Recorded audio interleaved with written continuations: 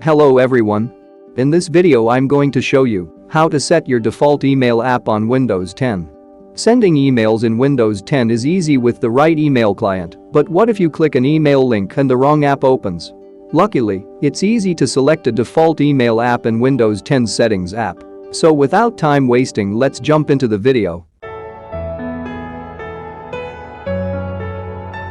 First, open Settings by pressing Windows +I on your keyboard.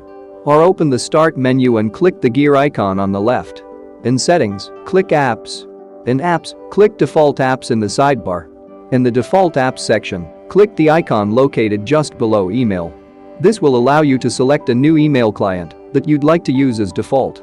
In the Choose an App menu that pops up, click the name of the email app you'd like to use as default for opening or sending emails. After that, close Settings, and you're all set.